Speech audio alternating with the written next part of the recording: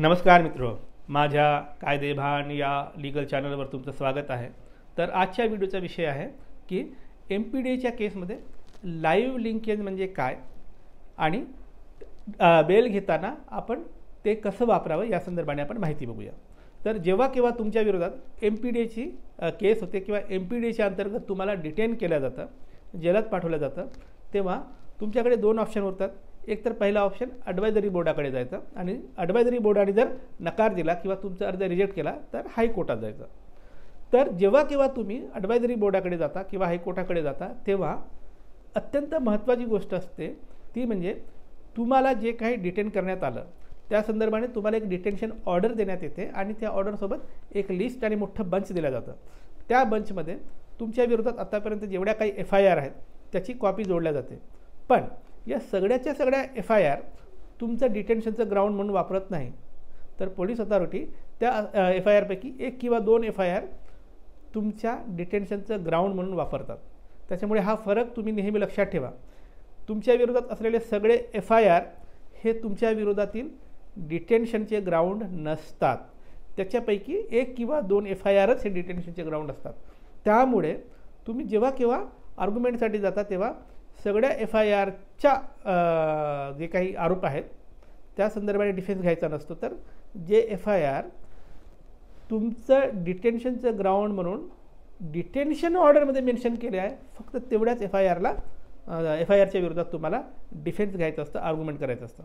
बरं, मग हा डिफेन्स घेताना त्या डिफेन्सचा अत्यंत महत्त्वाचा कणा किंवा त्या डिफेन्सचा सिग्निफिकंट पॉईंट काय असतो तर तो असतो लाईव्ह लिंकेज। आता लाईव्ह लिंकेज म्हणजे काय? त्या FIRमध्ये, त्या म्हणजे कुठले? सगळे नाही, जे FIR ग्राउंड म्हणून वापरण्यात आले फक्त त्या FIRमधला, त्या FIRमध्ये तुमच्यावर नोंद असलेले गुन्हे आणि आत्ता डिटेन्शन करताना त्यांनी केलेले आरोप या दोघांमध्ये लिंकेज जोडतं का, संबंध जुळतो का, हे कोर्टाच्या पुढे मांडायचं आणि जुळत नसेल तर कसं जुळत नाही हे कोर्टाला सिद्ध करून द्यायचं। कोर्ट म्हणजे ॲडवायझरी बोर्ड किंवा रिट पिटिशन असेल तर हायकोर्ट। का? कारण MPDA कायदा असं म्हणतो तुमच्या विरोधात जे काही FIR वापरलेत, समजा FIRमध्ये गुन्हा आहे की तुम्ही बायकोला मारलं म्हणजे डोमेस्टिक व्हायलन्स केलं आणि आता जर तुम्हाला डिटेन करताना तुमच्यावर आरोप ठेवला की तुम्ही हातभट्टी चालवता किंवा दारू विकता म्हणून तुमच्यावर MPDAच्या अंतर्गत गुन्हा दाखल केला। आता तुमच्या विरोधात जी FIR वापरली आहे त्यांनी ग्राउंड म्हणून त्याच्यातील गुन्हा डोमेस्टिक व्हायलन्सचा आहे आणि MPDAसाठी जो तुमच्यावर आरोप ठेवण्यात आला तो हातभट्टीची दारू विकतो म्हणून आरोप ठेवण्यात आला। आता दोन गोष्टीमध्ये लाईव्ह लिंकेज इस्टॅब्लिश होत नाही, प्रस्थापित होत नाही।